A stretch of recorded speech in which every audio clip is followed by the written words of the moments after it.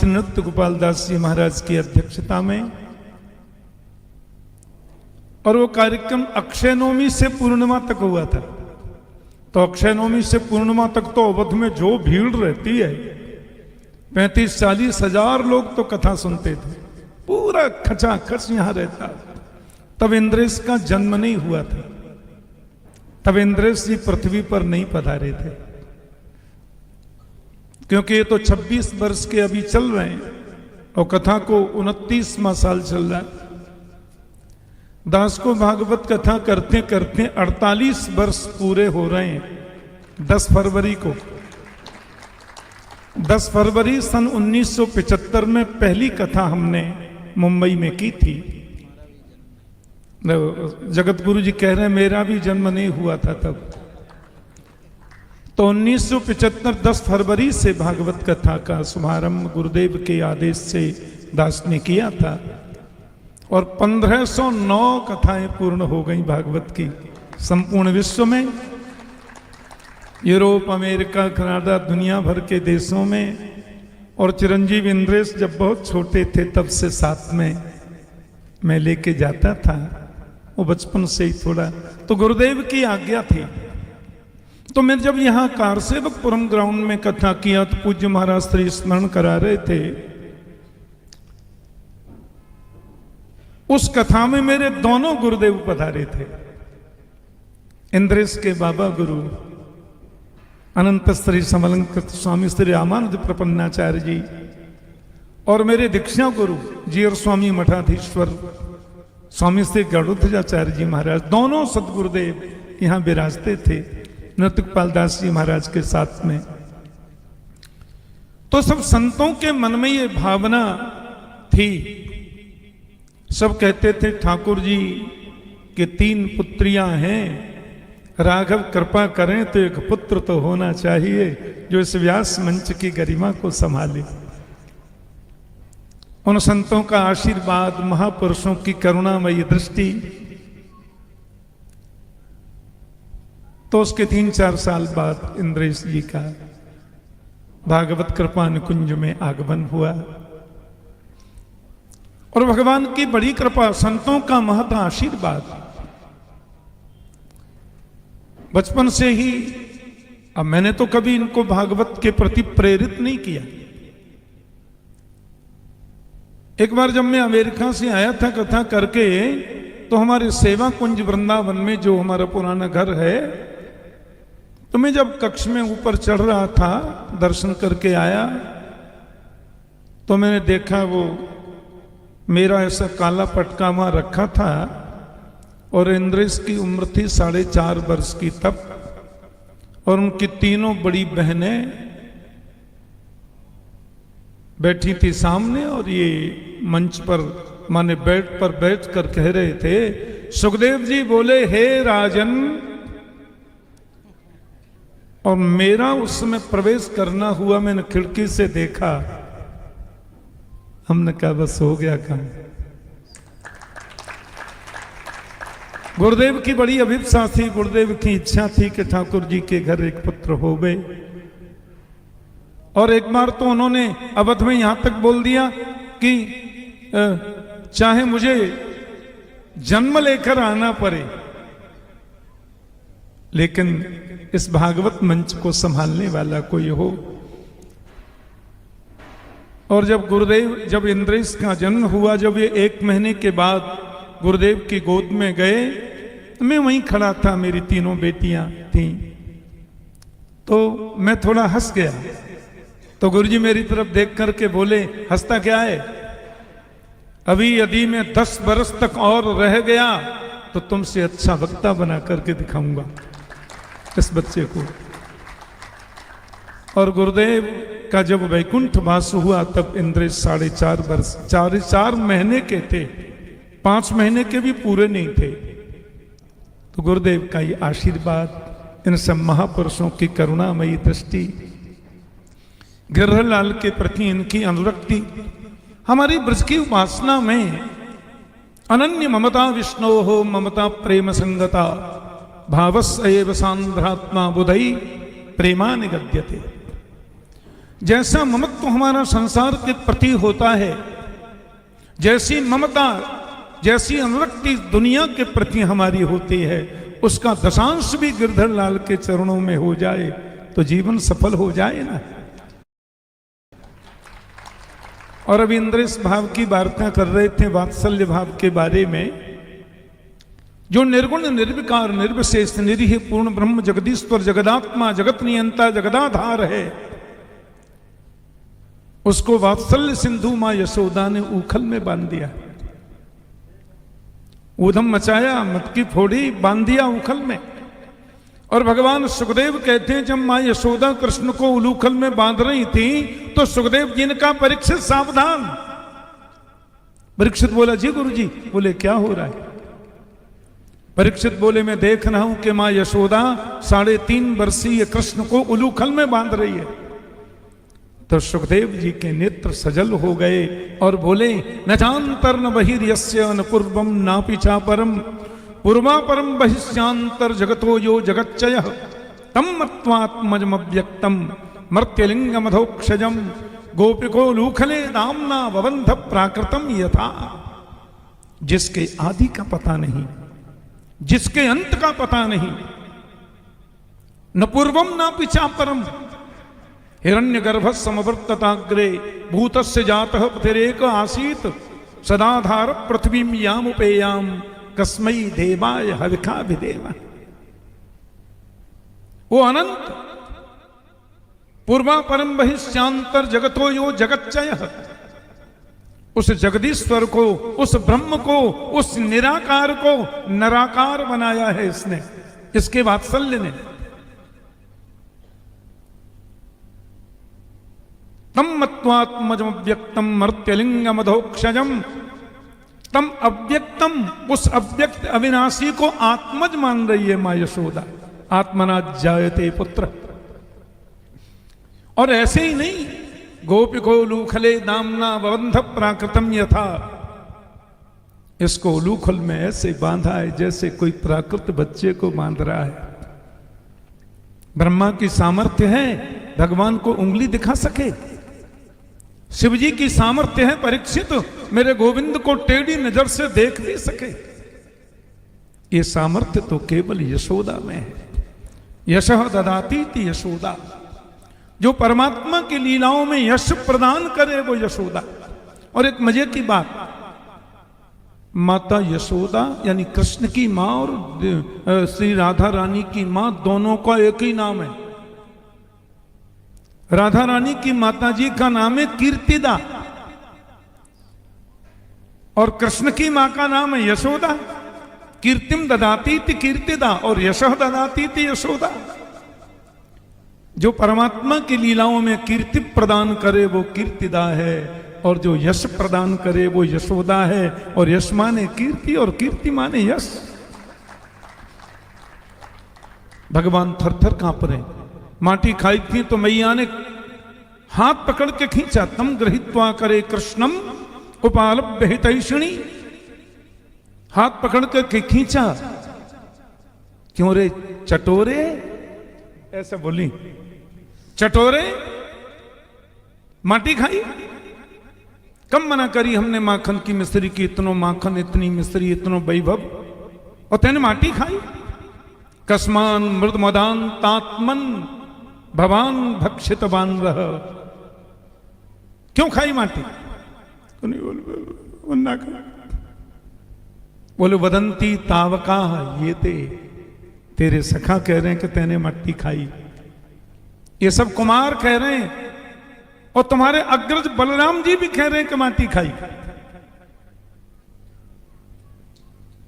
कन्हैया ने बलराम जी की ओर टेढ़ी नजर से देखा, बोले चो मेरी माटी खावे की शिकायत तुमने करी? बलराम जी बोले तन मां पे खाई तो इसो ही हमने कह दे। कन्हैया बोले तो मैं हूं मैया तो कह रहा हूं दाऊ दादा भांग को गोला खावे। बलराम जी बोले या की पिटाई बाद में, अपनी पहले आ जाएगी। बोले मैया मेरे सामने तो माटी खाई ना है, और पीछे कबू खाई हो तुम वो पतो ना है। ना हम भक्षितमानंब सर्वे मिथ्या विशंसिन यदि सत्य गिरस्तर ही समक्षम पश्य में मुखम। मुंह में देख ले। ब्रह्मा जी देख रहे हैं, शंकर जी देख रहे हैं, यशोदा तेरे भाग की कही न जाए, तम मत्वात्मजम अव्यक्तम। हमारे जो रस हैं, जो भाव हैं, उसमें वात्सल्य भाव का तो कहना क्या है। ब्रह्म थर थर कांपता है मां यशोदा के भय से। ये प्रेम है, प्रेम की सर्वोत्कृष्ट परिणति है वात्सल्य। और हमारे यहां जो 4 नास्तिक दर्शन है, 6 नास्तिक दर्शन है, 6 आस्तिक दर्शन है। उन 6 आस्तिक दर्शनों में सबसे बड़ा दर्शन है महर्षि वेदव्यास का वेदांत दर्शन। और महर्षि वेदव्यास के वेदांत दर्शन पर फिर 6 दर्शन और हैं। अद्वैत दर्शन, विशिष्टाद्वैत दर्शन, शुद्धाद्वैत दर्शन, द्वैताद्वैत दर्शन, द्वैत दर्शन, अचिंत भेदा भेदवाद दर्शन। इन समस्त वैष्णवाचार्यों के दर्शनों में आहा, शुद्धाद्वैत में भगवान श्री वल्लभाचार्य जी, हम लोग तो यद्यपि हम लोग कट्टर श्री वैष्णव और विशिष्टाद्वैत हमारा सिद्धांत है, लेकिन समस्त वैष्णवाचार्यों के सिद्धांत में एकता है, उपासना में एकता है। उपसमीपे असनम उपासनम, परमात्मा के सामीप्य की अनुभूति का नाम ही तो उपासना है। उनका मुखोल्लास करना, उनको लाड़ लड़ाना, उनको सुख प्रदान करना। आहा, और कैसे कैसे रसिकों के अष्टछाप के पदों को, अष्टछाप के रसिकों के पदों को लाला जब गाता।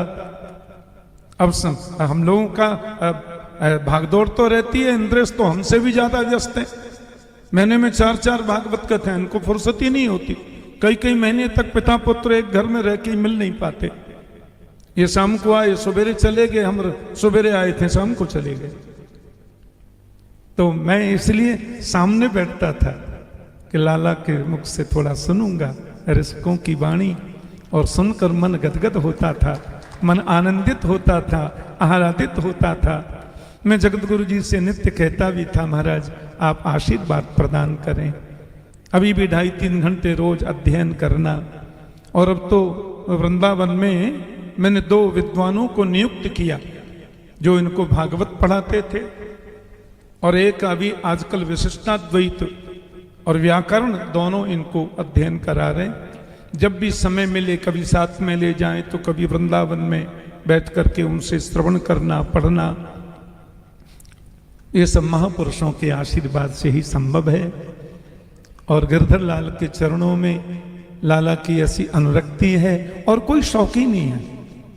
एक ही शौक, कैसे कैसे उत्सव हो। जन्माष्टमी का उत्सव है, वो धूमधाम से मनेगा। झूलनोत्सव धूमधाम से मने तो मन में आत्म संतुष्टि होती है कि चलो कम से कम प्रभु के चरणारविंद में अनुरक्ति, और उन्हीं के उत्सवों के संवर्धन में, उन्हीं के उत्सवों में अपनी अभिव्यक्ति, अनुरक्ति जागृत करते हुए हजारों सैकड़ों लोगों को इस भक्ति पथ के मार्ग पर अग्रसर करा रहे हैं इन महापुरुषों की कृपा से। हमारे ब्रज के परम उपासक श्री मोहन बाबा यहाँ विराजमान हैं। हमारे बाबू बाबा राधा रानी की ननिहाल के संत हैं। इन्होंने भी इंद्रेश की कथा का आयोजन कराया, कितना सुख ब्रजवासियों ने लिया। और आप सब लोग इस आनंदोत्सव में, ब्रज अवध मिलन महोत्सव में पधारे। कई लोग अमेरिका से पधारे, कनाडा से भी कुछ आए, भारत के कोने कोने से भक्तजन सब पधारे। बहुत लोग, क्योंकि कल उत्सव का विराम था ना, कई लोग कल प्रस्थान भी कर गए, बहुत जन। और अवध में पूज्य महाराज जी की अध्यक्षता में आवास, निवास, भोजन आदि की सुंदर व्यवस्थाएं की गई कृष्ण प्रेम संस्थान भक्तिपथ सेवा ट्रस्ट के तत्वावधान में। और मुझे लगता है असुविधा होनी तो नहीं चाहिए, फिर भी कोई असुविधा बनी हो तो हमारे ट्रस्ट के जितने लोग हैं सब निश्चित रूप से उस पर ध्यान रखेंगे। और अब क्योंकि ऐसा तो है नहीं कि ये उत्सव पूरा हुआ तो अगले उत्सव तब बैठे ही हैं, हम लोगों की हालत तो ये कि उत्सव कल होना है, आज रात को आ रहे हैं, तो अगला उत्सव तो जहाँ होगा अगले 1 साल बाद होगा। हमारे ट्रस्ट में 2 उत्सव हम लोग मनाते हैं बड़ी धूमधाम से। पहला उत्सव तो गुरुदेव का वैकुंठ महोत्सव हम लोग प्रतिवर्ष मनाते हैं, और वो श्रीधाम वृंदावन भागवत कृपा निकुंज परिसर में होता है, पूरी दुनिया जानती है। और कृपा पूर्वक भारत के शीर्ष संत, शीर्ष विद्वान उस वैकुंठ उत्सव में पधारते हैं, और 7 दिन या रामायण हो तो 9 दिन गुरुदेव को अपनी भावनांजलि प्रस्तुत करते हैं। उसमें पूज्य श्री श्रीधराचार्य जी महाराज ने भी एक बार भागवत की कथा थी, और महाराज जी ने तो 2 बार वाल्मीकि रामायण की कथा गत वर्ष से 1 वर्ष पहले हुई, और इतने, और वहां सब टॉप क्लास के श्रोता आते हैं, हाँ सब बढ़िया वक्ता विद्वान संत वो सब श्रवण करने आते हैं। तो महाराज जी ने इतना बेहवल किया वाल्मीकि रामायण में कि 9वें दिन जब विराम का समय आया तो राम विवाह हुआ। हमने कि देखिए ऐसे संक्षिप्त में 15 मिनट में जल्दी जल्दी मत करिए, अगली साल इसके आगे करनी है 9 दिन। महाराज श्री ने हमारी प्रार्थना स्वीकार करी, और दूसरी साल भी करी, तो भगते भगते ही रावण तक पहुंचे, मुश्किल से इतना नहीं पहुंचे ना, हाँ भी रह गए थे, हाँ अरण्य कांड तक हुआ। तो श्रीमद् वाल्मीकि रामायण तो महाराज क्या बताएं, वेदों के बाद श्री सनातन संस्कृति का सबसे प्राचीन और सर्वोच्च सदग्रंथ श्रीमद् वाल्मीकि रामायण है। यतेतम ऋग्वेदो यजुर्वेदो सामवेदो अथर्वांगिरस इतिहास पुराणान वेदानाम पंचमो वेद।